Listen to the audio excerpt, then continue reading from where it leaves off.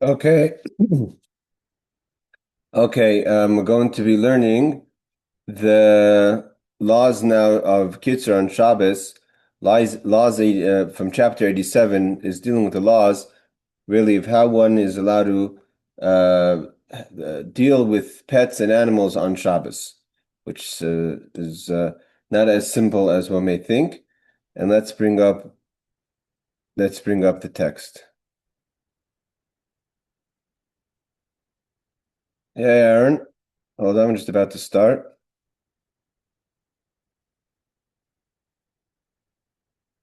Okay. Yes, Barbara's not coming tonight. So we're going to be learning the laws of, interesting, these are the laws of animals on Shabbos, dealing with how do we feed and how we deal with our pets on Shabbos, chapter 87. Okay, so first the Kitzur quotes the verse in the Chumash. It says like this. Ksiv, the verse says, Laman Yenuach, that's on Shabbos. The word Yenuach is from the word Menucha, that they must rest, Sharcha v'chamayrecha, your ox and your donkey, v'goymer, etc. Hariki, he's hira haTorah. The Torah has commanded. Shagam ha-behema Yisrael tenuach. On Shabbos, it's not just that you have to rest, but our animals have to rest. V'loy behemel bavad, not just the domestic animals. Kol baalei chayim, any live, what we'd call from the greater, not just the cattle, but any of the animals. If you have other pets, dogs, cats, all have to that under our responsibility have to rest on Shabbos. Hey, Rebecca, dealing with the laws of how do we care for our pets and animals if you have a farm on Shabbos. Therefore, because so says the Torah, and this is the laws of Shabbos, Osir lahaniach levehemtoi shetoitzi eze masa.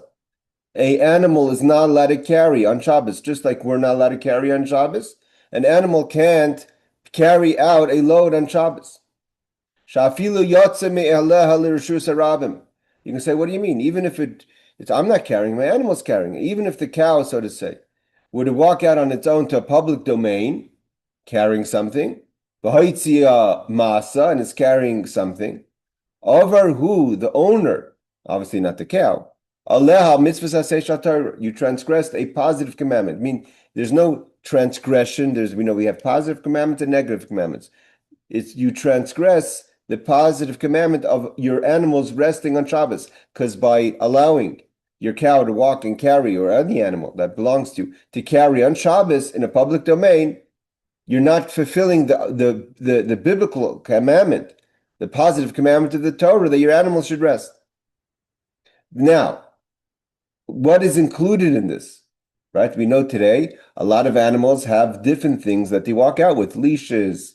Today, their dogs have coats, protection. Some dogs today, if you were to walk the streets of Seattle and other places, have shoes, have mittens. So what can they and can they not go out with? Even if it's just something that is for beauty, it's something that's making the animal look nicer. Mikol makom have a masa that's carrying it. It's not a necessity.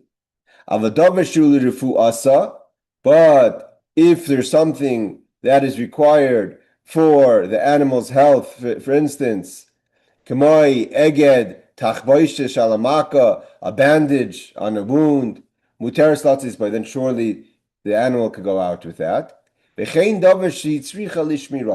is where it gets, and I shouldn't say the word dicey, but where it gets complicated to know what this means. Something for its protection. What's defined as its protection? Then it's just like a person could go out with clothing, which is for your protection, for the environment, so too the animal can. But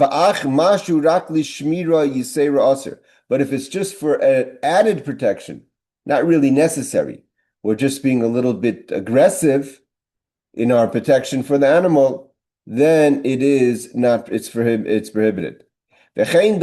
So also included in this,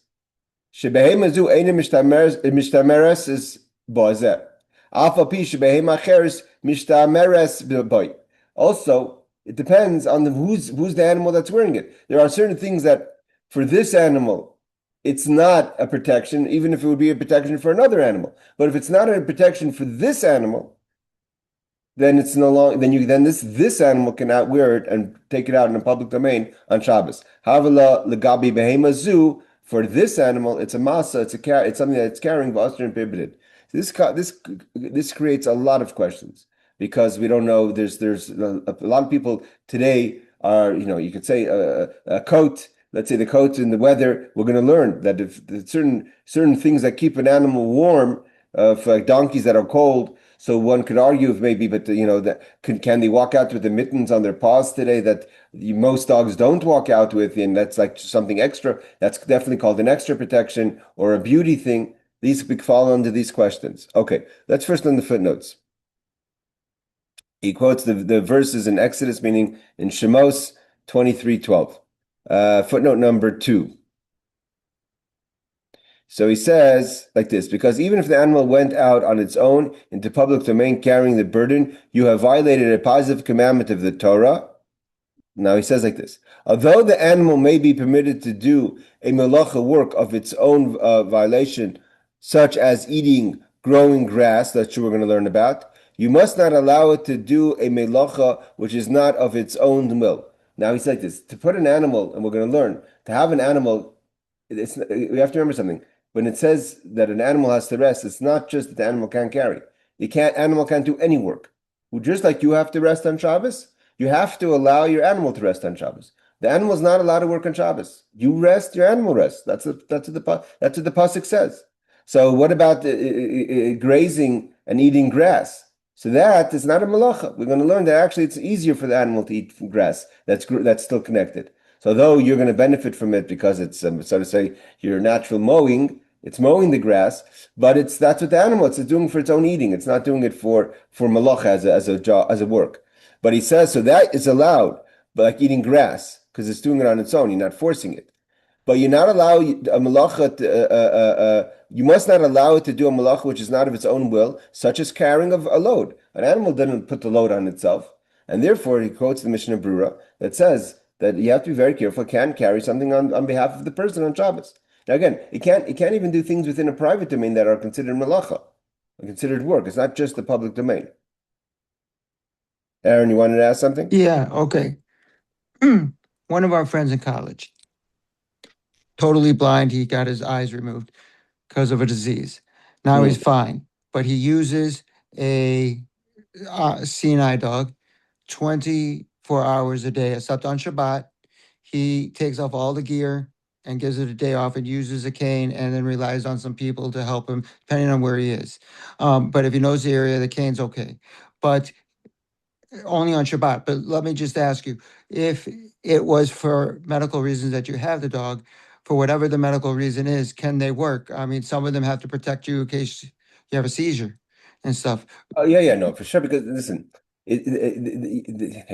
there's a person also who's a nurse or a doctor is for a medical emergency is there to help people. It's like just like I mean, you can't say the dog has to rest more than the person. So if if the dog has a responsibility as a medical care taker, so and also it's not whatever the dog is doing is not forbidden on Shabbos. For instance, the cow can't plow on Shabbos, just like you're not a plow on Shabbos. The cow can't plow on Shabbos. You can carry, the dog can't carry. The cow can't carry, whatever you want to say. But walking in the street with the dog is permitted, and you're wearing these leashes are for its protection, right? If the dog, we're going to learn soon that a dog that doesn't have a leash is it could get lost, and it's for its own benefit. It's not The carrying. leash is for your benefit because it helps you see when you don't have eyes. Yeah, but it's also you would have a dog on a leash anyways. In America, at least Correct. you have to have a dog on a leash anyways. So and we're going to learn that the leashes, and if you're scared the dogs and run away, the leashes, we learned about the leashes on the horse, but the same thing, those days maybe the dogs didn't have leashes, but today the dogs have leashes, is for their own protection to have a leash. So he could have allowed the dog to walk. Yeah, but sure, to have a dog, a professional dog, especially for the blind, would be permitted if he would so But choose. he ends up giving the day off. Once he wants to give his dog a day off, that's his choice. But you could. Okay, because Yeah. I was confused. Now, my last question is, okay, so mowing the lawn with your dog, meaning or Not the with dog. any animal. Your dog wouldn't doesn't eat No, no, grass. no, no, no. You understand what I'm saying? Yeah, Eating yeah. the grass. They eat my mom's dog eats a lot of grass. But what if you don't have a roof in your area, and so they take out toy, and then you let it go outside? You noticed or not? Is that allowed? Because it's going to take. In theory, for a dog to carry a toy on Shabbos is not. You should prevent it. I mean, if it Okay. does it on its own, it's like a child doing it. You can't nothing you can do. But if you're about to go outside and you can't just give your dog a what do they call it, a tennis ball, unless there's an a roof. Okay. Thank you. Yeah, sure. So he says footnote number 3. This is the question. Similar, anything that the animal requires for safekeeping. So now we're going to address the questions that similar to what Aaron just asked. An identification collar may not be worn because it's only an indirect safeguard for the animal. So says the Aruch Shulchan. Reb Shlomo Zalman Auerbach disagrees. Reb Shlomo Zalman Auerbach, which is one of the main halachic authorities of the past generation, he passed away maybe 20 years ago or so, disagrees. He lived in Yerushalayim and permits it. So it means to have a leash is permitted, for it ultimately benefits the animal. Again, if the animal were to get lost, it's not in the best interest of the animal to not be with its owner. So again, that's why the leash is allowed as well. Okay, footnote number 4, but something which is for an excessive safeguard, see next paragraph, is forbidden. Concerning the wearing of objects to ward off an ayin hara, evil eye, if someone has something like that for a dog, or to prevent damaging others, such as a muzzle. So then see Shulchan Aruch 305, 1117, and below paragraph 7. Okay, so he's going to discuss there about a muzzle. It's also not so simple. Muzzle is for the benefit of other people, right? You don't want the dog to bite. Now, again, I have to check. I want to go for next class. I'll check other things that people today, because today people are doing all kind of extra things on the animals, like I said, mittens and all that. So that that seems to me to be excessive, but I'm not going to What pass. about air tags? People put them on their dogs so if they would run off, they could geolocate. AirTag, that's a good question because it's also an electronic thing. But I would assume, I don't know, I would assume also, for instance, when we had a neighbor that had a husky dog, and I'm not even sure if it's allowed halachically in the weekday because of Tsar Balachayim. We learned that also is not allowed. You're not allowed to hurt your animal. So they had a shocker on on the neck of the dog that would prevent it from barking. Because if it would bark, it would get a shock on its Okay, neck. so my mom has one. It's electric. It's a invisible fence if they go beyond, but it never hurts. They say it's humane, according to the people who sell it, and it just like tickles them, but it's enough to annoy them that they don't want to leave Oh, their that's interesting. confines. Like a laser or something? No, it's like the shock that you were mentioning, for the barking, but it's for leaving. So instead of having a fence that you can actually see because you just want trees. Yeah. So you put these things under the ground, and if they go to this area, it gives a little warning on their And neck. and if a human goes there, Nothing. it's only felt by the animal. You only feel it because you have a special collar. Oh, I see what you're saying. The collar gets triggered. Yeah. Also the bark collar, I believe the shock is like very, very minimal. Like I don't think it hurts them. Okay, again, I don't. I'm not going to paskin on that. You would have to have a proper Rav that can investigate. I'm sure it's been investigated before. Let Because me say this to you. You know the old time you used to wind this thing up, put it in your hand, and shake someone's hand, and it would shock them. yeah, yeah, okay, yeah, Yeah, yeah. It's kind of like yeah. that. Uh-huh. Okay, I don't know. Again, I'm definitely not gonna give But a. the point I'm making is it's electric. Doesn't matter if it's allowed or Yeah, not because we can't pass it. so there's two questions. One question is if those things are allowed on Shabbos. Second question is if they're allowed during the week. Now, obviously the tag is allowed during the week. It's nothing. It's just a tracker. Now, I'm assuming again. I'm gonna assume that if it's, let's say, inserted in the collar, right, and it's kind of protected in the collar, So and mamish, it's a necessity for the dog for its protection. Otherwise, it gets lost. Today we have a lot of situations, unfortunate situations. The animal gets lost, the pet gets lost, and doesn't end well for the pet. So I would assume, again, assuming that because there's no actual, you're not pressing anything, and you're not it's not an No, it's electric always on. way. It's always on, and so that must probably be maybe possibly again. And I have to check. So we'll check on that. And we'll check on the All right, collar. check out one other thing while you're And at it. There's a thing you can take a needle. The doctors do the animal doctors do it. They put a little thing under the skin so that you can track it as well.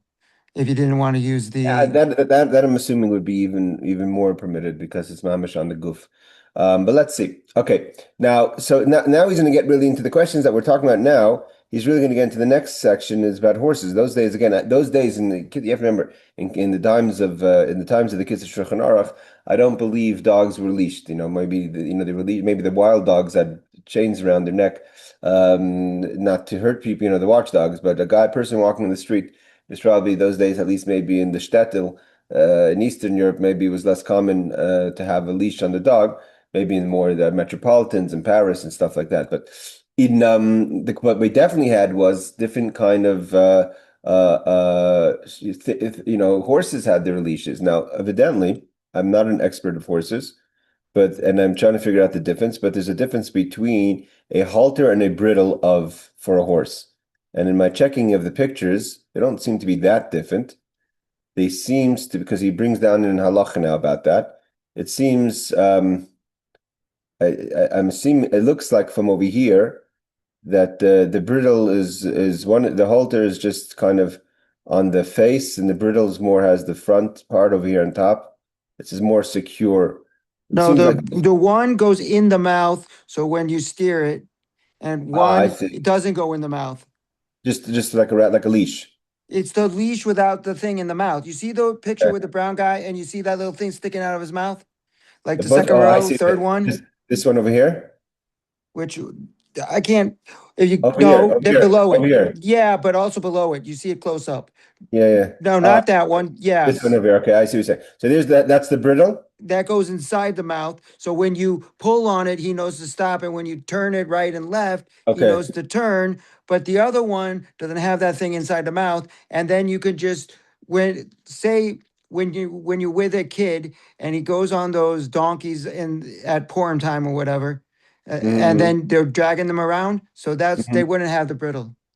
Okay, I see. And also, I noticed also there's a difference that it doesn't have one over the forehead. The No, brittle. the one over the forehead is because they get sidetracked. So if they see leaves they want to eat and you're trying to move ahead, they get plenty of food during the day. So you don't want them to get sidetracked. So you want them to keep going straight. If they see something, they can also be scared by another animal, a bird. Uh-huh. So you don't want, so those are to protect the eyes to keep looking straight. Yeah. So here he calls it the this one. Okay, here you have Oh, the that thing? I don't know. Yeah. That's just to hold it on. I thought that was one of the differences. Okay. No, but the one there is one that goes, you could see two little flaps and it makes him not look at the No, side. that I see. That's when it doesn't want it to look that's on the side of its eyes. Yeah. Okay. All right. Let's see. So he says like this. Asus yoytze ba'afsari b'resen. You can walk out with either its halter or its bridle. Avalei b'shneim. You can't have both because then it's overdressed. Umuter lichroich hevel ha'afsar saviv tzavari v'yetze boy. Again, so you can't have too loose the leash, so to say, the rope around the bridle around the halter can't be too loose. So he says you may wrap the halter straps around the neck and go out with it, provided that it's wrapped loosely. It's not too tight around the neck. So then you could today because then it has a purpose. So you put your hand in and easily, if you want to grab it to control the horse, between the thigh and the neck, to pull it if the horse is going to try to run away. So then again, everything has to have a purpose. To have extra, if the horse is carrying too much, then it's extra and it's not necessary.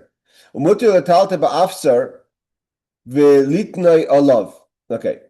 Now you also are allowed to, in the private domain, carry the halter and put it on the horse on Shabbos. However, you're not allowed to lean on the horse which is possible that would happen because of the size, while you put it on it, mishum da'asr lismerich b'Shabbos al achai.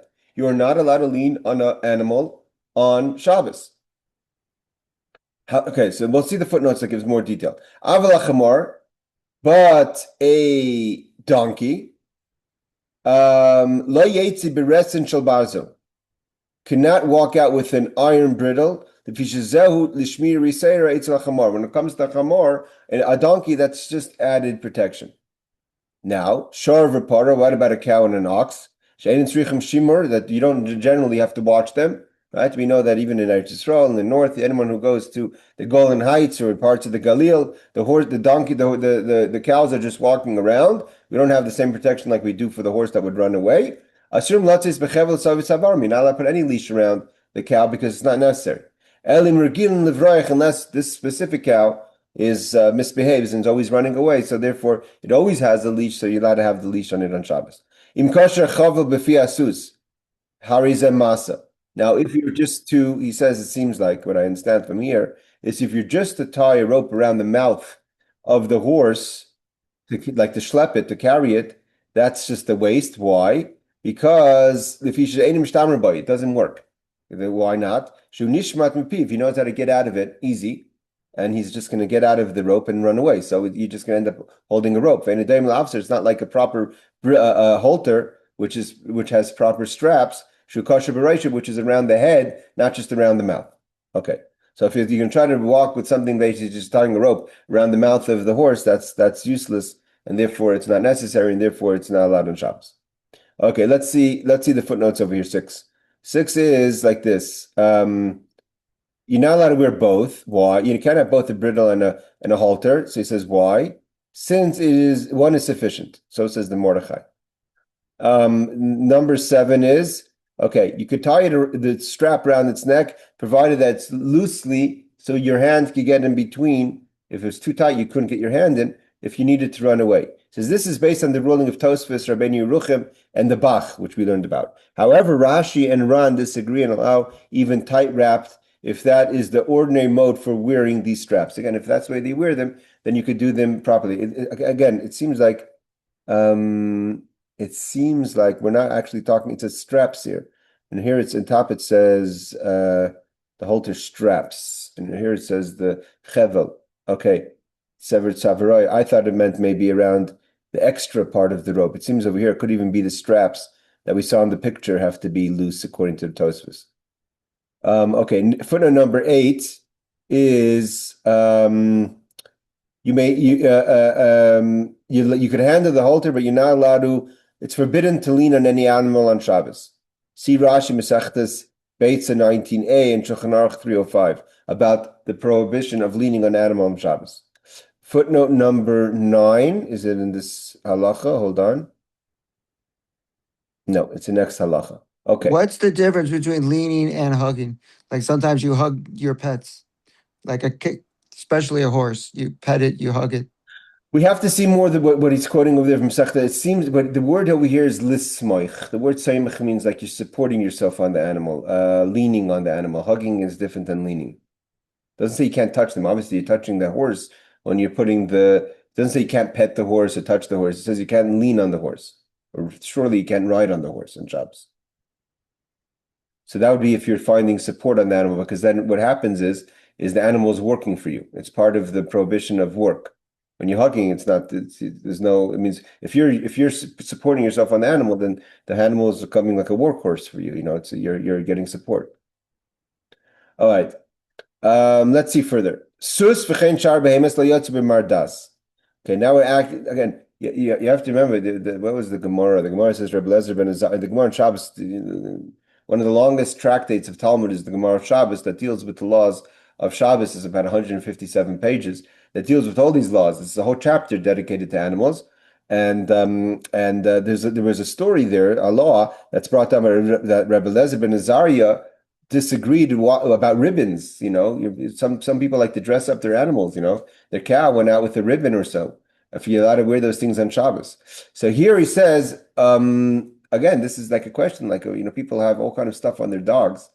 for decorations. And it's what it says is the animal, unlike a person, we don't tell a person you have to wear, only your rain boots or your coat.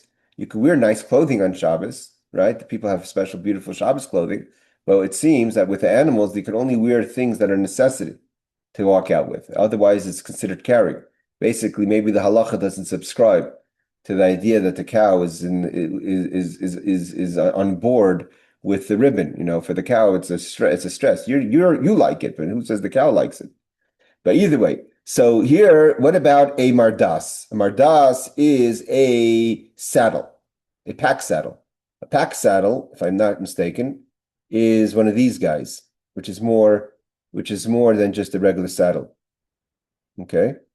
On the donkey, I think it's actually like something like this that has a lot of you're carrying stuff on it. Okay. So he says like this. A horse and other animals shouldn't be wearing a pack saddle. The donkey's allowed because it also keeps the donkey warm. So here we see the basis that if we assume that the dog is cold, so to keep an animal warm is allowed. Only a donkey, it says, we know the famous thing that a donkey, right? The Gemara says that a donkey is even cold in the months of Tammuz. Even in the summer, the donkey's cold. So surely the donkey's cold in the winter time. So because it's for protection for the donkey to stay warm, so therefore could wear the saddle pack. But wait, this doesn't make sense because in the nature they don't have any of this, and they stay plenty warm and healthy. This is the halacha about it's a famous. I understand, but you're saying don't wear things that aren't necessary. And if they could live in the wild without it, so why is it necessary? First of all, the donkey's not a wild animal; it's a domestic animal. It never was wild? Today we have domestic donkeys. You have wild donkeys. That's something else. You have in the north in Israel, but you have in the south of by Ein Gedi they have those special donkeys that are unique to Ein Gedi. But a donkey is a domestic. It's considered the difference between a behema and a chaya. Behema is a domestic animal. Cows are domestic animals. Horses are domestic. I mean, again, you're right. There are wild horses, right? And everyone knows the wild horses of America. I don't think they started off as wild horses, but either way, you have the what do they call it? The what's the American horse called? The wild one in Texas and no clue, but I think they did start wild. Yeah. So the musket, whatever. So you have, but the donkey seemingly is a domestic animal. But maybe when it's domesticated, it becomes colder. I don't know. So v'im kashla mardas me'erev Shabbos mutar sheyitzei b'Shabbos. Now, if you could wear a saddle, let's say in its private domain, that so it shouldn't stay. So then it's not counting because it keeps warm. And if you've tied it on before Shabbos, so then you could go out even on Shabbos to a public domain. Mutar sheyitzei b'Shabbos. Shemal busha because it's like the clothing of the donkey. But if it hasn't been tied, then you shouldn't go out with it on Shabbos, because then although we could wear it for being warm, but you shouldn't go out in public, because then it may fall off because it's not tied. Then you end up carrying it, and then we have a problem. Or Shabbos and you can't tie. Why can't you just tie it on Shabbos? So he says on Shabbos you're not allowed to tie the mardas, the saddle pack on Shabbos, because the way you put it on, it takes a lot of effort, and including in that effort is to lean on it, and leaning on it is prohibited on Shabbos, so therefore you can't tie it. You could place it on it, but if you place it on it, it can't go out in a public domain because then it may fall off. So then when can it go out? If it was put on before Shabbos. But if it stays in its yard, you could put it on so it should remain warm, so it shouldn't be protected from the cold. Again, he repeats that you shouldn't go out if you just put it on because it's not tied. Avul sus, what about a horse? Could you put a saddle pack on a horse? Mardas, a klal, you're not allowed to place it on the horse at all. Unless it's really cold outside, and then the horse also needs to be protected. So today, we have those also, horses have those huge coats. Again, the Shulchan Aruch accepts that a horse is not as cold as a donkey, doesn't get as cold as a donkey. And traditionally, in regular weather, the horse is okay to be out in its natural state. But if it's very cold for the horse, then also the horse you could put it on, because then, of course, the horse can wear what it needs if it's cold. And also, if we're talking about the summer months, when they need the coats for protection from the bugs, so then, and because the bugs annoy it, so then also you're allowed to put it on Shabbos. Then you can put on the saddle pack that protects it from the bugs. You have to be careful that when you place it on the animal, you can't lean on it because you're not allowed to lean on an animal on Shabbos. What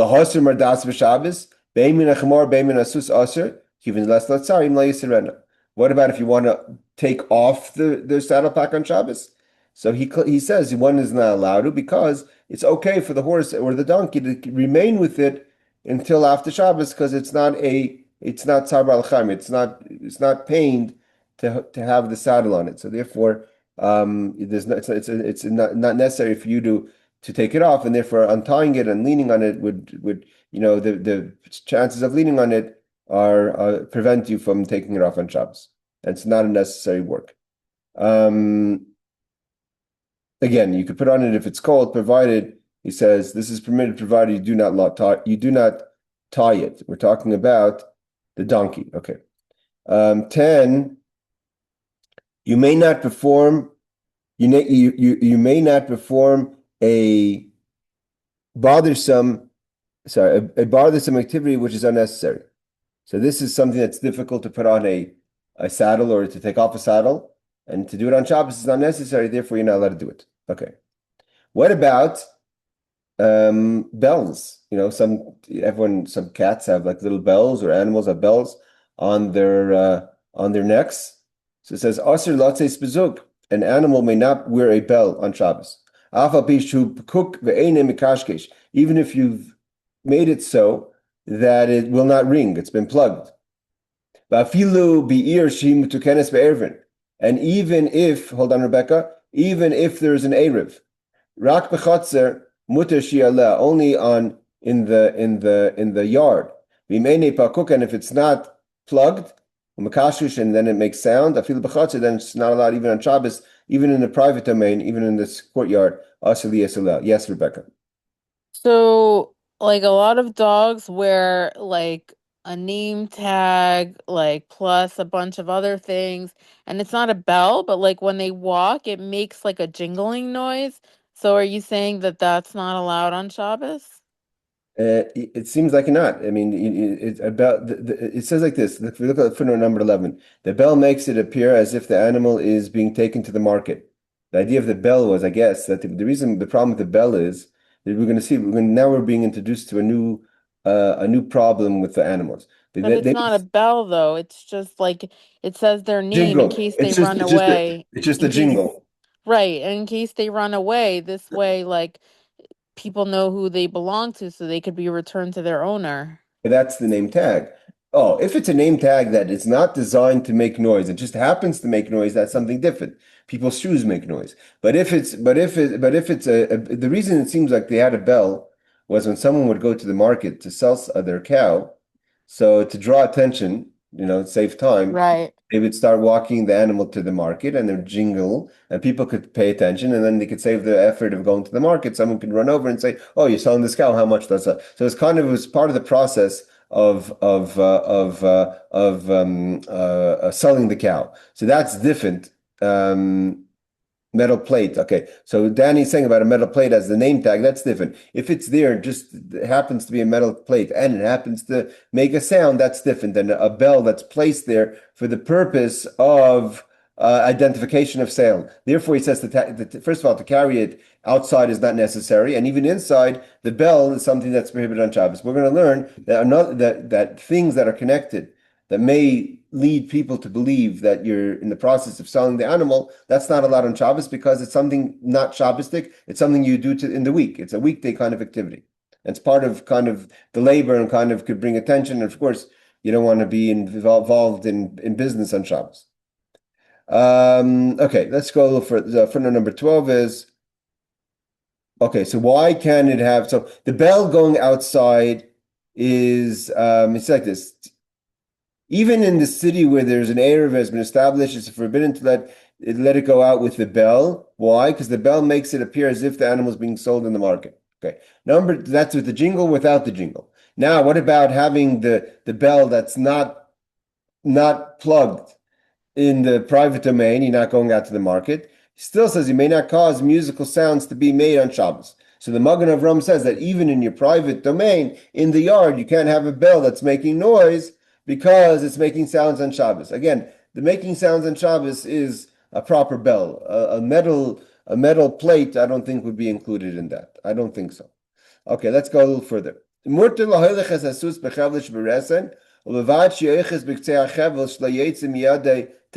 question is how much of the rope, we have halachically many times in the laws of different things, whether it's the laws of impurity or the laws of Shabbos or other laws of the laws of sale, how much excess is allowed to be on something. So here he's saying is like this, that you are allowed to walk with a horse holding onto, you may lead the horse with the straps of the bridle, provided you may hold the end of the straps so that a tefach does not protrude from your hand. Meaning to say, okay, that if you have more than a tefach is like an arm's length, out of your hand, and that's excess, you don't need it. So you'd have to wrap it around the neck and only have, so the Gemara says 2 tefachim. And here we're more strict and we say 1 tefach. That means about 3 inches could be the max that could be extra from your hand. Now, back to Aaron's question about a leash on a dog. So yeah, if you have a leash, I don't believe you're allowed to walk out with those, what they call those plastic ones that have like a spring that you're really holding a big piece. And, the dog is, you could pull it in and, those more fancy leashes, that I'm quite certain is forbidden on Shabbos. A leash, as long as it's tied, it's not too long, and you don't have that extra part hanging out, it seems like would be allowed. Like, I want to check on that though, about it in general, a dog walking out with a leash, because if it's necessary or not. Let's see footnote number 13.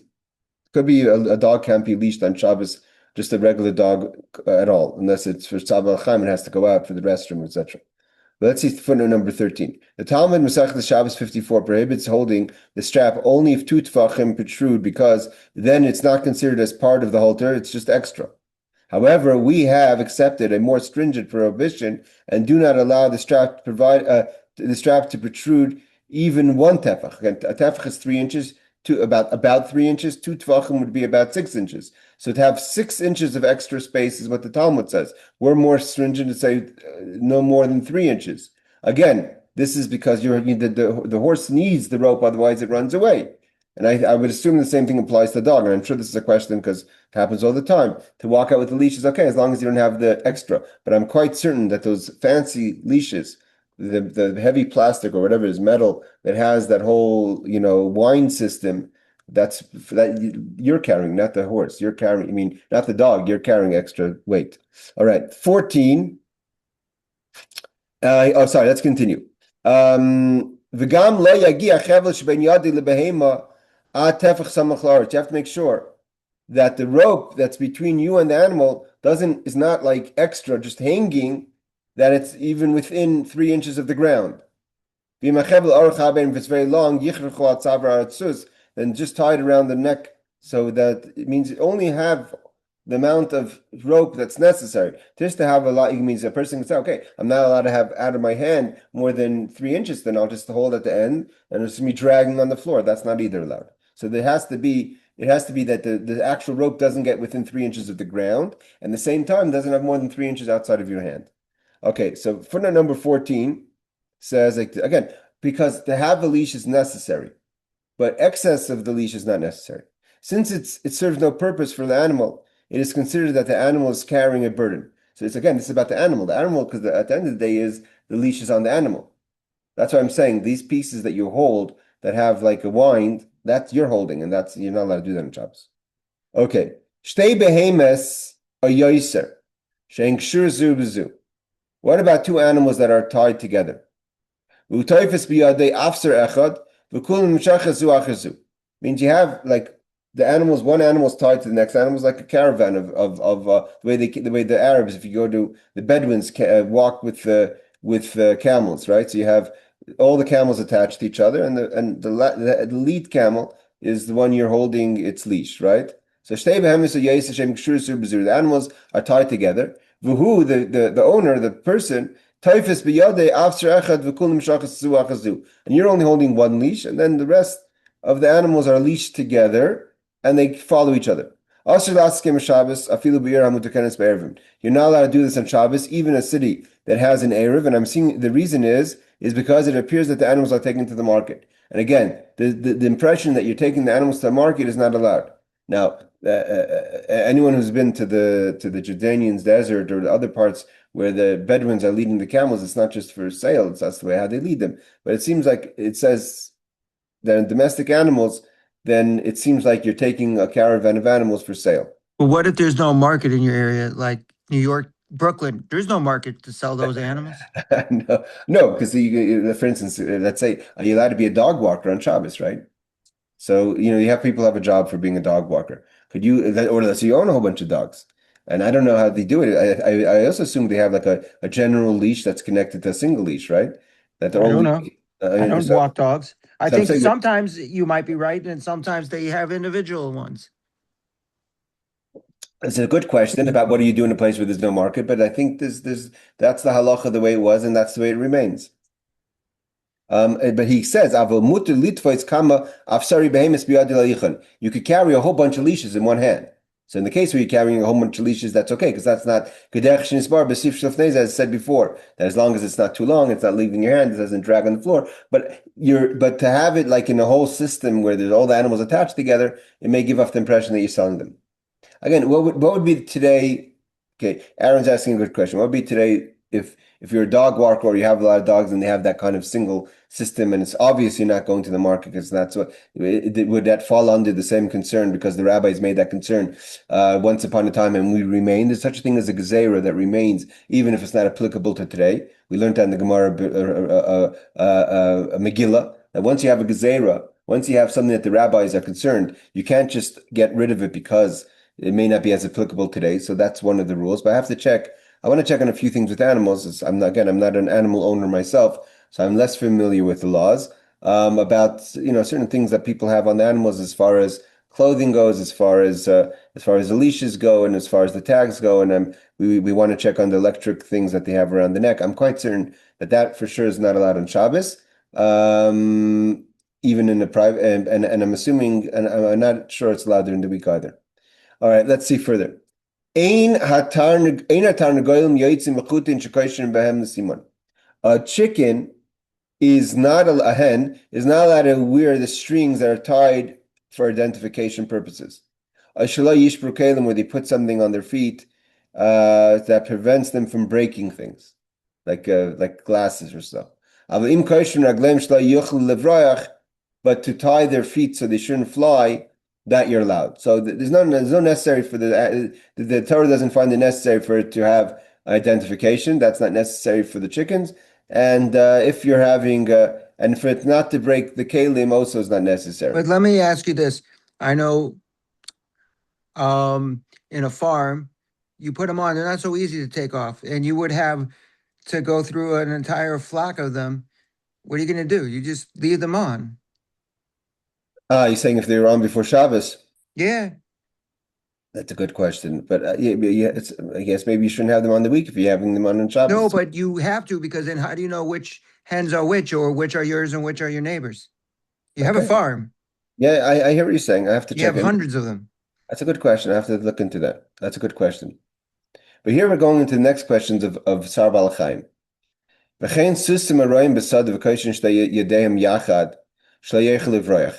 You could I don't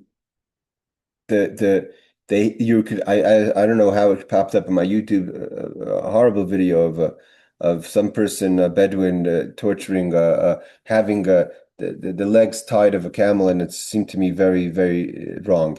So over here it says that to tie the front legs of the horse, I guess obviously not tight together, in a way that it shouldn't be able to run away, that's allowed. You can't do you can't do what he calls over here, provided that they don't, um, provided that they don't, that you do not fetter or hog tie them. What does fettering mean? Akud means fettering. Akud, hainu shekoishu yadim regal. You can't tie the front foot with the back foot. That's not allowed. Viragel, what's ragel mean? You tie up one leg. So an animal needs four legs. You tie one leg, so it's only on three legs, so it can't run away. And here he says, you know, I'll do that on Shabbos. You tie one of its feet up. It only now has access to three of its legs. You're not allowed to do these things even during the week. It's pain to the animal. So we're not, the Torah prohibits to do anything that's hurtful to the animal. And this is hurtful to the animal. So to try to protect your investment, your ownership, that it shouldn't run away in a way that you hog tie it or you tie front leg to back leg, that is prohibited on Shabbos. So you're saying that on a rodeo, which is an American sport, one of the things that people practice and do is they ride a horse, they jump off, they grab the baby cow, and they hog tie it. And they see who can do it the fastest. Maybe they hog tie it just for a second. For a second or 2 seconds, but they're tying the front legs with the back legs. It could be not allowed. So a Jew couldn't join that sport. Yeah. I mean, there's a lot of sports that people do, bullfighting and all this stuff. I don't know if that's not halachically allowed. Could you watch it though? You shouldn't. One of the things that they would do to the Jews in Spain was to see if they go to the bullfights, because they knew Jews didn't do those things. So when they wanted to see if the Marranos, the Jews that were pretending to have converted to Christianity, one of the things they checked to see if they went to the bullfights. Yes, Rebecca. What about like going to an aquarium? Because supposedly like dolphins and certain animals are treated really, really badly in aquariums. That's a long discussion about zoos and aquariums. What happens is it kind of goes chicken and egg thing, because once those animals have been domesticated, they wouldn't survive in the wild. Like if you were to take animals that are penguins or other animals that once they've gotten everyone have their kids have watched the Madagascar, where they can't survive in the wild. So if once you've been domesticated, it may not be the way it should be, that the lions should be kept in cages, but would those lions today, if you let them loose, survive in the wild? So what comes first, the chicken and the hen? Should we initially set up zoos? I mean, we find the concept of zoos and we find animals, but definitely, the questions that they have today about the orcas and the killer whales that are being kept in these small pools. It definitely questions the question of Tsar Balachayim. These are animals that are meant to swim great lengths and to put in small places, especially mistreated. I mean, they're finding animals they found in the beginning, animals in Aza that were mamish being mistreated. That's 100% not allowed. 100%. That's the whole purpose of the vegan movement. Okay, but the vegan movement's taking it further about eating animals, and well, that's only number two, but number one is how they treat them. Okay, 100%. I will not do kaparis myself personally. I will not either. Kaparis. No, I do kaparis. I will not do kaparis if I go to a place and then mistreat the chickens. Where I go to kaparis, actually, in the most religious areas in Yerushalayim is the places where they keep the animals in the best condition. But how do they not mistreat the chicken? They hold it by its legs and swing it over their head. No, that's not the mistreating. The mistreating is when they're kept in these tiny cages and they can barely walk. When I go to the place I walk to, where I go to in Meir Sharim, the chickens are just running around over there. They have little chickens, they have little fenced-in areas, and they're running around, and you pick your chicken. But the other places you go to, the chicken are being kept in these tiny compartments. Oh, that's all over Brooklyn. That's not. But you don't think it's Star Balachayim to pick up the chicken by its feet and swing it around? First of all, you don't have to swing it around like it's chicken. Who asked you to do that? You could hold it. If anyone watched the Rebbe doing kaparis, the Rebbe was very respectful to the animal. The Rebbe held it in a way that was very respectful. No, you don't have to swing it around like a cat. I was in someone's area where the kid was swinging his rabbit around, and by the end of Shabbos, the rabbit was dead. I have Oh, sorry. I just give money. I don't do Yeah, I kippur. do that too. That's your option. I have two other questions, but should I Sure. wait till you're finished? Yeah, let me just finish the footnote of Okay. verse 17. So he says that causes pain to animal. Where on Shabbos there is an additional prohibition for the animal carrying a burden. Here there's the problem of hog tying or the other one is fettering is a question of tzar balchaim that's prohibited, that's causing pain to the animal. Yes, Rebecca. So first of all, I was not paying such close attention in the beginning, unfortunately. Did you talk about like if you're allowed to feed an animal, like a cat or Well, a no, dog no, on Shabbos? we didn't get to the feed yet. Feeding, And obviously, then the feeding is allowed under certain conditions, certain okay, ways and then what about than did others. you talk about walking a dog outside the home, outside like outside Okay. a person's house on Shabbos? Okay, I mean, the dogs that go on walks are need to go on a walk. So a dog needs to get out. So if that's the case, then again, it provided that it's done with the leashes and all in a permissible way. So it is allowed if there's an If Eruv. if there's if Arab for sure, but even if there's no Arab, I'm not so sure if it's prohibited to have the dog go out. Let me. I want to check on that Okay. at dog because we clearly have about the horse is allowed to walk out with a bridle and a halter on Shabbos, and you're holding the rope, and that's in a public domain. Okay. I don't know why. For some reason, I thought that there was a halachic issue with feeding a dog and No, also no, no, no. walking a dog. You can't starve your animals. You can't feed a dog on Shabbos that is not your pet. Now that there's a question, there's the famous. We're all coming closer, not closer yet, but we're getting close enough to Shabbos b'shalach, right? And we all know the custom that we've put out bread on Shabbos b'shalach for the birds. It's a custom that's a holy custom brought down by the Maral of Prague. And the question people say, and the Kitzur Shulchan Aruch brings it up, if you're allowed to do it, because you're not allowed to feed animals that are not your responsibility on Shabbos. But a pet, you have to feed it. What's a pet supposed to do? Starve on Shabbos? You don't starve on Shabbos. Why should it starve on Shabbos? You're not allowed to provide it for food in ways that's prohibited. For instance, we're going to learn the laws of what foods you can and cannot provide in what way. But to starve an animal on Shabbos, God forbid, you're not allowed to starve an animal on Shabbos. Now, if to go out and feed an animal that's not your obligation, could you put out food for the cats on Shabbos? That's another question. And the Shulchan Aruch discusses it and actually gives a special allowance for dogs because the dogs are so desperate for food. It's so hard for them to find food that Hashem is compassionate for the dogs and allows even stray dogs to be fed on Shabbos, according to the Kitzur Shulchan Aruch, and possibly that could apply to stray cats today as well. But like the question is, if you could put out birds don't need our help for finding food. So to put out food for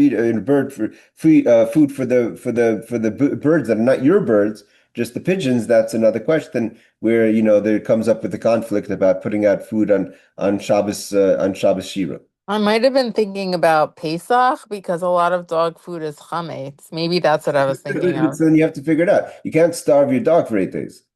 It's usher. Sar Chaim. How is the dog supposed to live for 8 days without food? Maybe they have kosher Pesach food. I'm sure that they have chametz in the house. You're not allowed to, so you have to find kosher Right. Pesach food. I'm sure they have Yeah. kosher Pesach animal food, but Right. you can't starve your animal for 8 days. Okay, let's just do one more law. If someone has a non-Jewish servant that rides an animal on Shabbos, is it your obligation? And if it goes out so here it says, it says it's separated, that when he leads it to the water, if you have a non-Jewish servant who rides on an animal on Shabbos, when it leads it to the water, okay. Here it says it in two statements. When it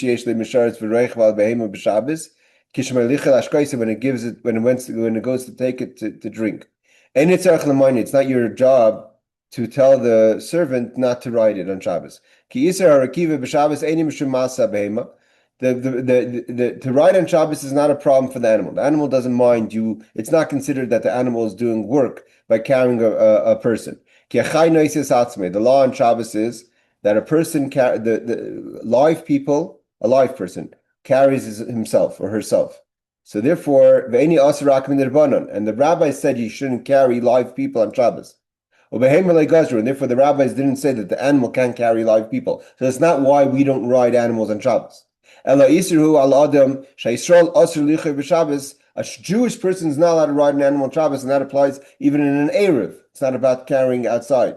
But this doesn't apply to any Yehudi less than. There's no law. So the animal is not doing anything wrong by carrying the non-Jew, and the non-Jew doesn't have an obligation to keep Shabbos.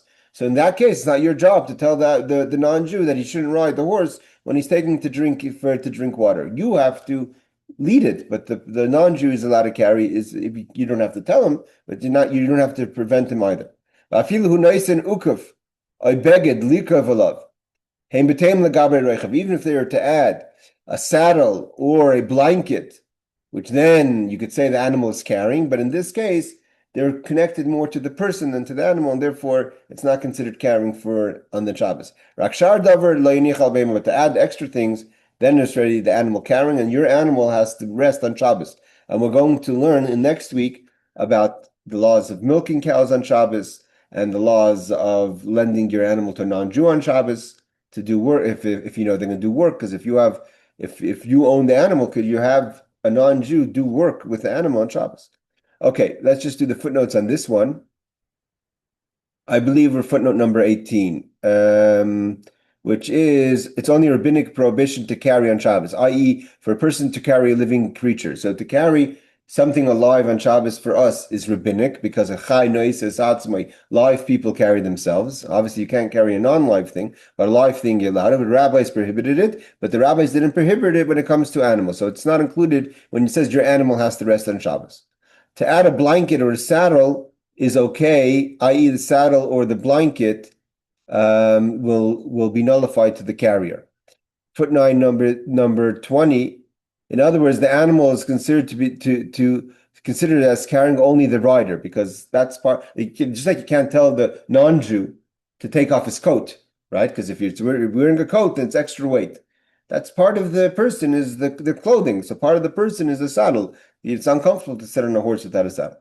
However, it may not put anything else on the animal extra that's not part of the riding. So says the Shulchan Aruch 305:22. Any other questions before we finish today? Okay. Thank you all for joining. Next week, we're going to get into the questions about, which is a big question over here in Eretz Yisrael, when they have all the dairy farms that are owned, of course, by Jews, like Tenuva. That one of the things that when you go to the store in Eretz Yisrael and you want to have what's called Mahadran milk. What does Mahadran milk mean? When it says Mahadran means like the more stringent kosher. What does it mean? It doesn't just mean that it wasn't milked by non-Jews and it's Chol Yisrael. There's also questions because even the non-Mahadran milk is Chol Yisrael. The question is other questions. If the animal had antibiotics, certain things that can make the animal, it's called a chalif treifa. And then there's also, can you drink the milk? Can you buy the milk that's been milked on Shabbos? Is a person allowed to sell? You allowed to milk on Shabbos because if you don't milk the animal on Shabbos, then the animal's in pain.